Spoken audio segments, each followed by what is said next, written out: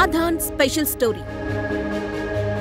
ఊహకందని నేరాలు, చరిత్రలో దాచిన నిజాలు, అంతు చిక్కని రహస్యాలు.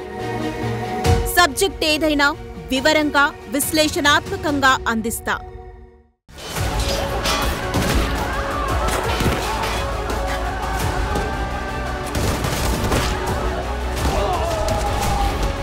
ఈరోజు మనం ఒక అసలైన హీరో గురించి మాట్లాడుకోబోతున్నాం. రీసెంట్గా నేను సంభాజీ మహారాజ్ గురించి వీడియో చేశాను. ఆ వీడియో చేయడానికి సంభాజీ గురించి చదువుతుంటే ఇలాంటి వ్యక్తి కథను చరిత్ర అందకుండా కప్పేశారని కోపం వచ్చింది. ఇప్పుడు చెట్టూర్ శంకరన్ నాయర్ గురించి తెలుసుకుంటున్నప్పుడు కూడా అంతే. అసలు వీళ్ళ గురించి ఎందుకు మనకు చరిత్రలో లేదు అని చాలా బాధేసింది. అంతే కోపం, అంతే నిస్సహాయత. ఒక మనిషి బ్రిటిష్ సామ్రాజ్యాన్ని ఒక్కడే గడగడలాడించాడు. అతని పేరే చెట్టూర్ శంకరన్ నాయర్. 1919లో జలియన్ వాలా బాగ్ ఊచకోత తర్వాత ఈ మనిషి నిజం వైపు నిలబడ్డాడు. లండన్ కోర్టులో పోరాడాడు. అసలు ఈ వ్యక్తే లేకపోయిండుంటే జలియన్ వాలా బాగ్లో జరిగినటువంటి అతి దారుణమైన హింసాత్మక ఘటన ప్రపంచానికి తెలిసేదే కాదు. కానీ సాడ్ థింగ్ ఏంటంటే ఇంత గ్రేట్ లెజెండ్ని మనం దాదాపు మర్చిపోయాం. అసలు మనకు తెలిసేలా చేయలేదు పెద్దవాళ్ళు. ఇప్పుడు ఇతని గురించి నేను ఎందుకు మాట్లాడుకోవాల్సి వచ్చిందంటే, యాజ్ యూజువల్ సంభాజీ సినిమా తీసిన తర్వాత సంభాజీ మహారాజ్ గురించి తెలుసుకుంటున్నట్టు ఇప్పుడు కేసరి చాప్టర్ 2 సినిమా ద్వారా ఆయన స్టోరీ మళ్ళీ స్పాట్లైట్లోకి వచ్చింది. ఆ విధంగానే శంకర్ నాయర్ గురించి తెలుసుకోవటం మొదలుపెట్టాను నేను.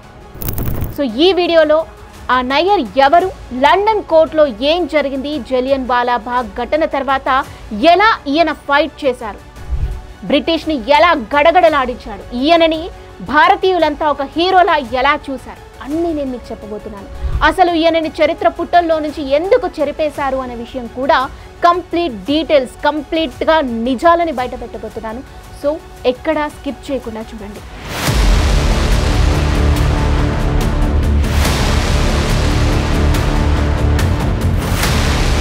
1857లో కేరళలోని పాలక్కాడ్లోని మంకరా గ్రామంలో ఒక సాధారణ కుటుంబంలో జన్మించాడు శంకరన్ నాయర్.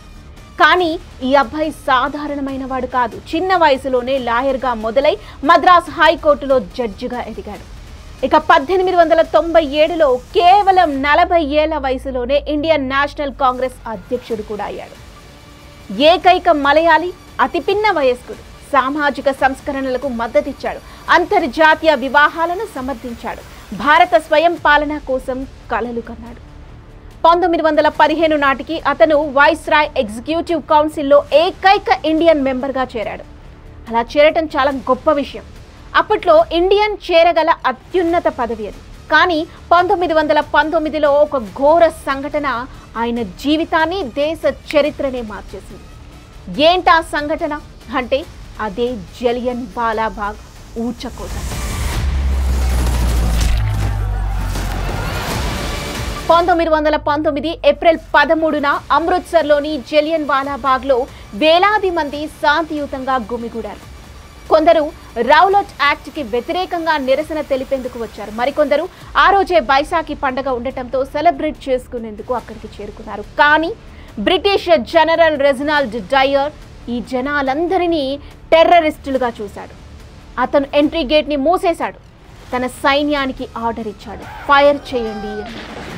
1650 రౌండ్ల బుల్లెట్లు నిరాధయులైన మహిళలు, పిల్లలు, వృద్ధులపై రక్తపాతం చేయించారు. ఆయుధాలు లేవు, వెళ్లేందుకు దారి లేదు. బుల్లెట్ల వర్షంలో తమ ప్రాణాలు కోల్పోయారు. అధికారికంగా 379 మరణించారని బ్రిటిష్ లెక్కలు చెప్పాయి. కానీ భారతీయుల రికార్డ్స్ ప్రకారం 1000 మందికి పైగా చనిపోయారు. 1200 మంది ఈ ఘటనలో గాయపడ్డారు. ఈ దారుణం కారణంగా బ్రిటిష్ వాళ్ళు సెన్సార్షిప్ విధించారు. ఈ కారణం చేత అక్కడ జరిగినటువంటి సంఘటన ప్రపంచానికి తెలియలేదు. ఏ న్యూస్ పేపర్లలో కూడా రాలేదు. ఎవరూ దీని గురించి మాట్లాడుకోవటానికి లేదు. నిజం బయటికి రాకుండా అడ్డుకున్నారు. పంజాబ్లో మార్షల్ లా విధించి ఊచకోత కొనసాగించారు. ప్రజలను కొట్టారు, నగ్నంగా ఊరేగించారు, ముళ్లపై కూర్చోబెట్టారు. కానీ ఈ అన్యాయాన్ని సహించలేని ఒక మనిషి ఉన్నాడు. ఆయనే శంకరన్ నాయర్. అతను వైస్రాయ్ కౌన్సిల్లో ఉండి ఈ దారుణాల గురించి వార్తాపత్రికల్లో రాకపోయేసరికి రోజు లేఖల రూపంలో, ఫిర్యాదుల రూపంలో వచ్చిన వాటిని అందుకున్నాడు. విషయం తెలుసుకున్నాడు. వైస్రాయ్ లార్డ్ చెల్మెస్ఫోర్డ్ ఈ హింసను సమర్థిస్తుంటే నాయర్ హృదయం బద్దలైంది. నా భారతీయులకు ఇంతటి దుస్థితి పడిందా అని ఆయన బాధపడ్డాడు. అతను ఒక డేరింగ్ నిర్ణయం తీసుకున్నాడు. తన అత్యున్నత పదవికి కూడా రాజీనామా చేశాడు. మీకు స్టార్టింగ్లోనే చెప్పాను, అతను చేస్తున్న పదవి ఇండియన్లోనే ద బెస్ట్ అని. కానీ అంతటి అత్యున్నత పదవికి కూడా రాజీనామా చేశాడు. బికాస్ తన భారతీయులు చాలా దారుణమైన పరిస్థితుల్లో ఉన్నారు. జలియన్ వాలా బాగ్ ఉదంతం తెలిసి ఆయన బాధపడ్డాడు. శంకర్ నాయర్ రాజీనామా బ్రిటిష్లకి గట్టి షాక్ ఇచ్చింది. ఒక రకంగా చెప్పాలంటే ప్రకంపనలను సృష్టించింది. అంత ఉన్నత స్థానంలో ఉన్న భారతీయుడు ఈ పదవిని వదులుకోవటం అంటే అది మామూలు విషయం కాదు. బ్రిటిష్ సెన్సార్షిప్ ఉన్నప్పటికీ కొన్ని nationalist news papers like Amrita Bazar Patrika, the Hindu Nair రాజీనామాను హైలైట్ చేశాయి. ఈ పేపర్లు నాయర్ని సత్యం కోసం పదవి త్యాగం చేసిన హీరో అని చెప్పాయి. ఇది ప్రజల్లో ఉత్సాహాన్ని మరింత పెంచింది. కేరళలో ముఖ్యంగా నాయర్ స్వస్థలం పాలక్కాడ్లో స్థానిక కమ్యూనిటీలు అతని చర్యను గర్వంగా ఫీల్ అయ్యాయి.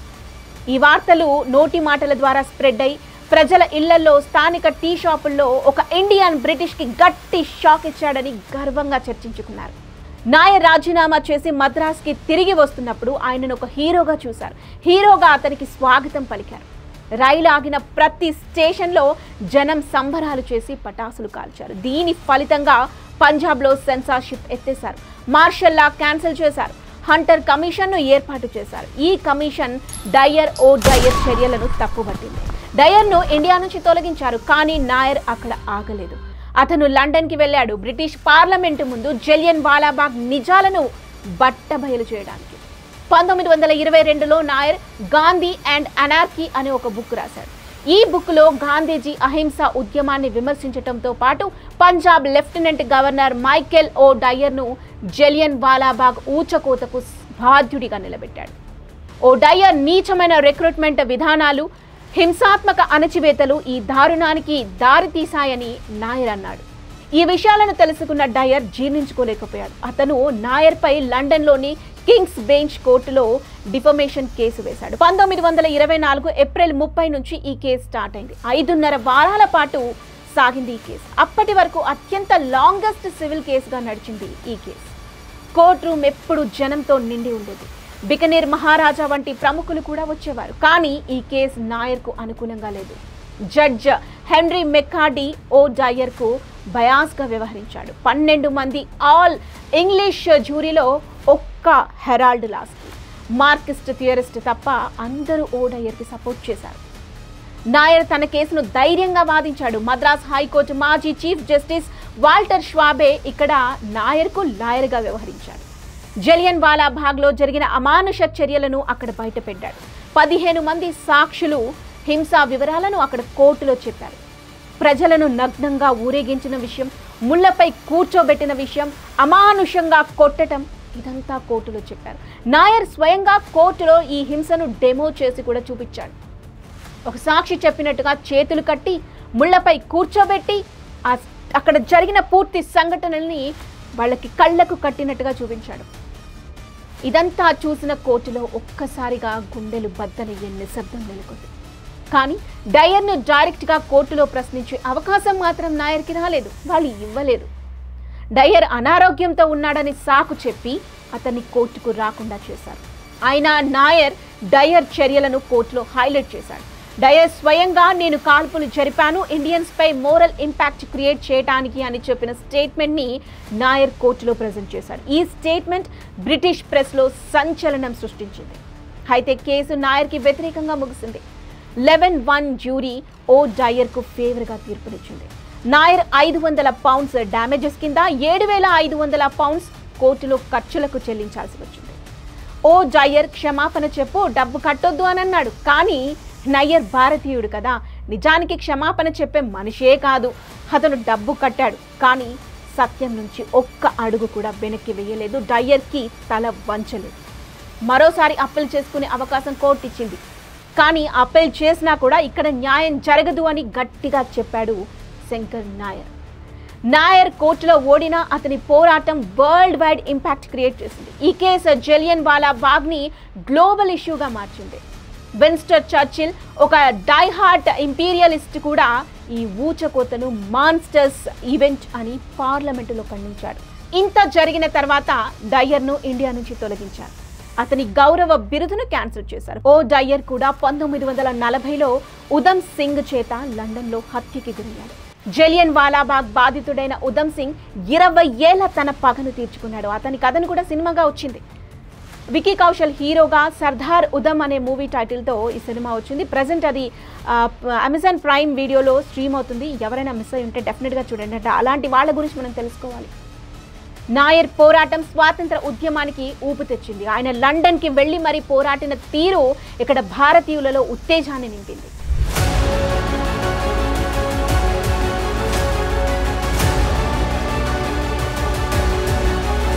జలియన్ వాలాబాగ్ మారణకాండ తర్వాత రవీంద్రనాథ్ ఠాగూర్ తన నైట్హుడ్ అనే బిరుదుని వదిలేశాడు. ఎందుకంటే అది బ్రిటిష్ వాళ్ళు ఇచ్చింది కాబట్టి అని చరిత్రలో మనం చదువుకున్నాం. అంతెందుకు, జలియన్ వాలాబాగ్ తర్వాత గాంధీజీ సత్యాగ్రహం స్టార్ట్ చేశారని చిన్నప్పటి నుండే వింటూనే ఉన్నాం. కానీ జలియన్ వాలాబాగ్ ఉదంతం అందరికీ తెలిసేలా చేసిన శంకరన్ నాయర్ని మనం ఎందుకు మర్చిపోయాం అనటం తప్పు. ఎందుకంటే మనకు తెలియకుండా చేశారు. కాంగ్రెస్ చరిత్రలో గాంధీ, నెహ్రూ లాంటి నాయకులను ఎక్కువగా హైలైట్ చేసింది. ఇలాంటి వాళ్ళని పక్కన పడేసింది. ఇలాంటి వాళ్ళ గురించి ఎవరికీ తెలియదు. ఎక్కడో కేరళలో పుట్టిన ఈ వ్యక్తి పంజాబ్లో జరిగిన ఘటనను ప్రపంచం మొత్తం తెలిసేలా చేశాడు. భారతీయులలో ఉత్తేజాన్ని నింపాడు. లండన్కి వెళ్ళి మరీ ఫైట్ చేశాడు. కానీ ఇలాంటి వ్యక్తి గురించి చరిత్ర మనకు చెప్పిందా? మీ పాఠ్య పుస్తకాల్లో ఎక్కడైనా చదువుకున్నారా మీరు? ఎందుకు మనకు చెప్పలేదు?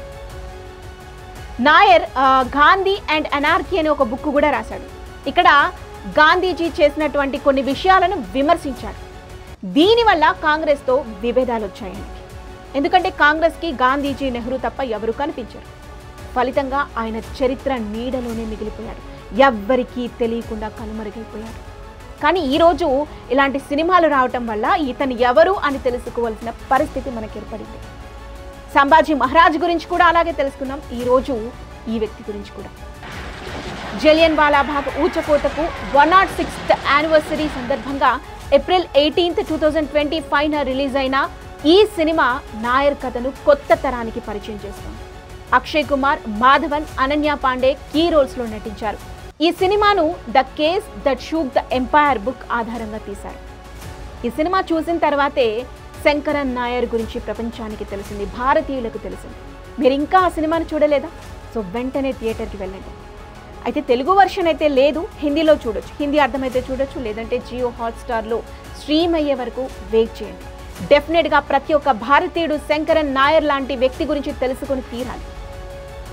ఈ నాయర్ స్టోరీ మనకు ఒకటే చెబుతుంది, సత్యం కోసం నిలబడు. ఎంత పెద్ద సామ్రాజ్యంతో అయినా ఫైట్ చేయాల్సి వచ్చినా వెనక్కి మాత్రం తగ్గకు అని. కేరళ నుంచి పంజాబ్ వరకు, భారత్ నుంచి లండన్ కోర్టుల వరకు ఆయన పోరాటం మన ఐక్యతకు సింబల్. కేసరి చాప్టర్ 2తో ఈ హీరోని సెలబ్రేట్ చేద్దాం. ఈ హీరో గురించి తెలుసుకుందాం. రియల్ హీరోస్ గురించి ఖచ్చితంగా మనం తెలుసుకోవాలి. ఇంకెంతమంది హీరోలు చరిత్ర పుటల్లో దాగిపోయారో తెలుసుకోవాల్సిన అవసరం రానే వచ్చింది. సో ఖచ్చితంగా ఈ సినిమా చూడండి. చూసిన తర్వాత మీ ఒపీనియన్ని కామెంట్ చేయండి. అండ్ ఇలాంటి హీరో గురించి ఎందుకు మన ప్రభుత్వాలు కనుమరుగయ్యేలా చేశారో మీ ఒపీనియన్ని ఖచ్చితంగా కామెంట్ చేయండి.